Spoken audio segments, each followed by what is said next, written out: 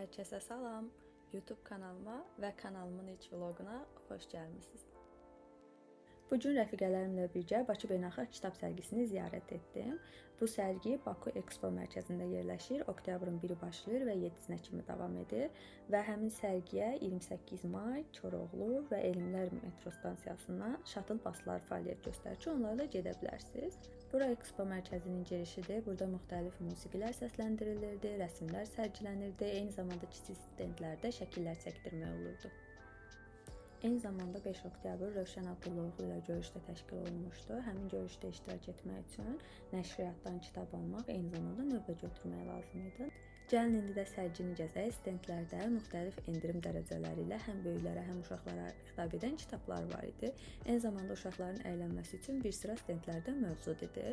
Düşünürəm ki, bu il uşaqların əylənməsi üçün daha çox şərait yaradılmışdı. Belə ki, bir sıra stendlər var idi ki, uşaqlar burada əl işləri düzəldib, həm əylənirdilər, həm öyrənirdilər, həm də sərgidən həzz alırdılar.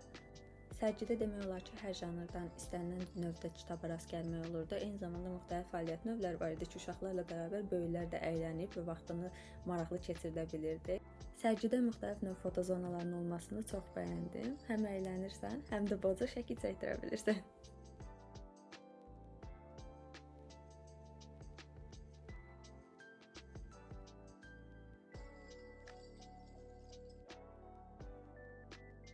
Əlbəttə ki, kitab alıb əlfəzini almazsam olmazdı. Burada da müxtəlif növ əlfəzinlər var idi. Məsələn, bu manifest əlfəzini çox bəyəndim və sonda aldığım kitablara bərabər aldığım əlfəzinləri də göstərəcəm.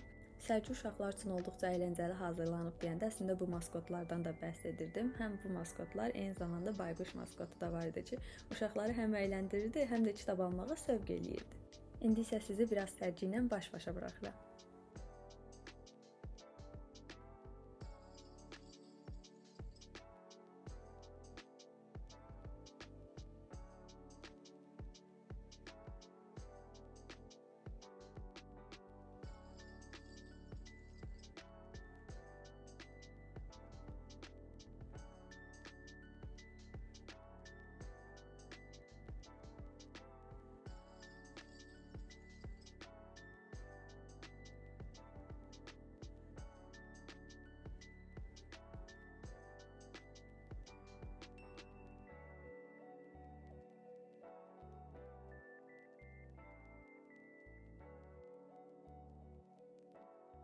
Bu stendi də çox bəyənmişdim, çünki ərəb əlifbasını öyrətmək üçün xüsusilə eyni zamanda stikerlər hədiyyə olunmuşdu və uşaqların adını da oradakı nümayəndə ərəb əlifbası ilə yazırdı və texnologiya da göz oxşayırdı həqiqətən.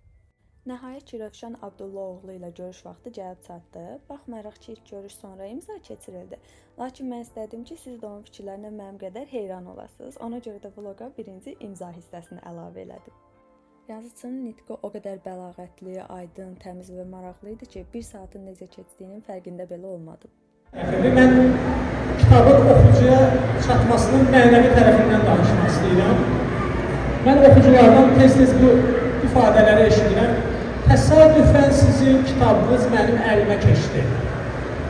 Hansısa bir yerə getmişdim, təsadüfən orada rəfiqəm və yaxud da dostum sizin kitabı mənə tövsiyə elədi. Hətta belə hadisələrlə rastlaşıram. Biri deyir ki, mən həyatı boyu kitab oxuyan biri olmamışam. Bir gün dostlarımdan biri bunu dəvət edir. Görüş təyin olunan yerini kitabxananın qabağında müəyyən edirlər. Dostu 10 dəqiqə gecikirdi. Baxdım ki, bekarçılıqdır da 10 dəqiqə onu gözləyircə gedib neyiniyim. Yanında da kitabxana var, gelir kitabxanaya. Birdən deyir, təsadüfən rəfdən bir kitab düşdü və o kitab elə bir yeri açıldı ki, mənim həyatıma aid olan bir hissə var idi. Və məni başa salmaq istəyir ki, mən sizin kitablarla təsadüfən necə tanış olmuşam. Bu cür həyat hekayələrini çox eşidirəm. Hətta məhbuslardan bizlər bəzən çox ürəyi titrədən məktublar alır. Yazırlar ki, bir hansısa cinayət işi üstündə adamı tutublar. Orada təsadüfən sizin kitabla rastlaşdım və deyir, orada keçirdiyim 6 ilə 8 ilə qətiyyən peşman deyiləm. Çünki o 6-8 il olmasaydı, mən o kitabları ömür boyu oxumayacaqdım və həyatım dəyişdi. Bu təsadüfən sözü mən o qədər eşidirəm ki, ancaq bir məsələni demək istəyirəm. həyatda həqiqətən təsadüf yoxdur və oxucu və istədiyi kitab arasında mənəvi bir rabitə var. Və o rabitə səbəbi ilə o kitab gəlir səni tapır. Sən harda olsan da belə həyat elə gətirir çıxardır ki, sən o kitabla üzləşirsən. Çünki o kitabda sənin həyatını dəyişən bir mövzu var, orada sənə təsir edən və sənə istiqamət verəcək, həyatın rəhbəri olacaq hansısa bir personaj var. Mütləq olaraq o həyatda personajla qarşılaşırsan, bu şəhərdə kimsə yoxdur, da şüarı bundan ibarətdir ki, insan öz mələyi ilə qarşılaşmadan həyatdan getmir. Bu mələk bəzən bir insandır, bəzənsə bir kitab. Bax, o kitabla üzləşmə həqiqətən də təsadüfən baş vermir, əmin olun. Kitablar haqqında sizə danışım. İlk olaraq Rövşən Abdullovun 3 kitabını aldım. Abaddon, Bu şəhərdə kimsə yoxdur və rəsmlər üzərində uzanmış adam. Yəni yazıçının bu cür nitqində o qədər axıcı, o qədər maraqlıdır ki, sanki ağzından sözlər indi dənələri kimi tökülür. Yəni nitqində heç bir qüsur yoxdur, özünü çox qəşəng ifadə edir. Həqiqətən də çox sadə sözlərlə, amma nə demək istəyirsə hər bir yazıcı insana çatdıra bilər. Əlavə o belə bir nitq söyləyir ki, və bunu vloqda da görürsünüz.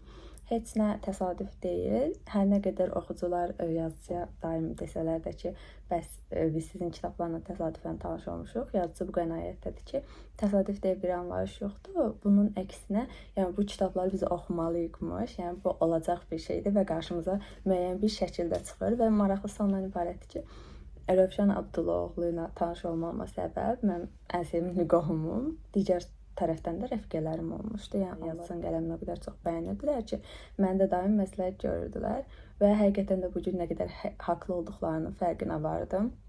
Yaxşı ki, belə bir yazıcı tam bir insanla üz-üzə tanış olduğum üçün çox xoşbəxt hiss edirəm.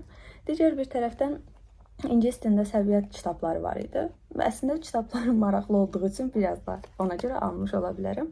Mən Kiçik Şahzadə fanı olduğum üçün, yəni sadəcə Kiçik Şahzadəyə aid olan hər şey almağı sevdiyim üçün Kiçik Şahzadənin yeri məndə həqiqətən fərqlidir. Ona görə bu kitabı aldım. Bu kitabın səviyyəsi B1 səviyyəsindədir. Digər bir kitab Alice, bu da A1 səviyyəsindədir. Sherlock Holmes A2 səviyyəsindədir. Moby Dick. Moby Dick'in adı mənə tanış gəlir, amma əsəri haqqında heç bir fikrim yoxdur və B1 səviyyədir. Səviyyəmə də uyğun olduğu üçün B1, B2. Əslində B1, B2 səviyyə kitabları da ala bilərdim, amma mən hər səviyyədən oxumaq istədiyim üçün A1, A2 səviyyədən də almış oldum. Bu da Moby Dick və son olaraq B2 səviyyədən belə bir sehirli qəsr üstündə olan, yəni sırf üstündəki şəkilli qəsr şəklinə görə almış ola bilərəm. Həm B1 kitab getdi, həm A2, həm də A1 olaraq aldım. Yəni sadəcə bunu öz şəxsi istəklərim uğruna almışam. Növbəti kitabımız isə Qambattedir. Japon animələrin, filmlərin, ümumiyyətlə Asiya mədəniyyətini sevən insanlar bilir ki, animelərdə olsun, filmlərdə olsun birini bir iş görməyə, həvəsləndirməyə, ruhlandırmağa bacara bilərsən, qalib gələ bilərsən və s. kimi mənalara gələn Qambatte Kudasai ifadəsini istifadə edirlər. Kitabın adı çox maraqlıdır və şəxsi inkişafla bağlıdır, yəni oxuduğum qədərinə. Mən də oxuyub ona görə rəyimi bildirəcəm. Aldığım son kitab isə Gecə Yarısı kitabxanasıdır. Çoxumuz bilirik. Mən də sosial şəbəkələrdə çox-çox adını görürdüm. Və bu kitabın vermək istədiyim mesaj ondan ibarətdir ki, heç vaxt mükəmməl gəlməyəcək. Və bunu hətta bu gün yazısı da bildirdi ki, yəni insan mükəmməl olmaq istədikcə daha da mükəmməl olur. Mükəmməlin mükəmməli olur və bu insanı bir növ tətikləyir, onu çətin vəziyyətə salır. Ona görə də peşəkar insanlar daim müəyyən bir işlərdə tərəddüd edirlər, çətinlik çəkirlər və s. Və bu kitabda da mükəmmələ çatmaq üçün, yəni siz deyir, heç vaxt ən mükəmməli olmayacaq, amma ən azından öz mükəmməlinizi yaratmaq üçün əlinizdən gələni eləyin. Yəni peşmanlıqları, çəşkiləri bir kənara buraxın. Yəni qısacası sosial mediadan aldığım məlumatlara görə bu kitabın xülasəsi bu şəkildədir. Oxuyandan sonra bunu da qiymətləndirməsini eləyəcəm. Əlfəcinlər aldığımı demişdim. Təbii ki, Kiçik Şahzadə fan olduğum üçün belə bir əlfəcin aldım. Sevdiyim belə bir hissə var. Tam şəkildə olduğu üçün ifadə eləməyəcəm. Sadəcə öz fikirlərimlə ifadə eləyəcəm ki, orada tülkü ilə bir dialoqunda Kiçik Şahzadəyə tülkü deyir ki, sən əgər mənə 4-də gələcəyi desən, mən 3-dən sənin yolunu gözləyəcəm və səninlə görüşməyin o verəcəyi həzzi, sevinci 3-dən gözləyəcəm. Yəni və son olaraq da ölkələri təmsil edən işarələrdən ibarət manifest əlfəcini. Və bir də qeyd eləmişdim ki, Ərəbistan stendində verirlər stikerlər. Həm verdikləri stikerlər bunlardır. Yəni əgər ajanda, bullet journal və sair kimi dəftərlərdən istifadə edirsinizsə gününüzü tutmaq üçün məncə maraqlı stikerlərdir. Niyə də yox, istifadə etmək olar. Digər bir tərəfdən belə qəribə bir karandaş və eyni buna bənzəyən bir də xətkeş veriblər. Yəni sonra bunun həm qız, həm oğlan versiyası vardı. Mən də qız versiyasını götürdüm. Sadəcə şəkildir. Bir də əlifbanı öyrənmək üçün bütün xətt. Yəni maraqlıdır. Sərgidən xatirə qalacaq üçün.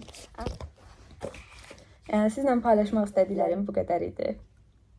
Təşəkkür edirəm vloquma baxdığınız üçün. Əgər bəyənirsinizsə bəyənməyi, yorum yazmağı və abunə olmağı unutmayın. Sağ olun.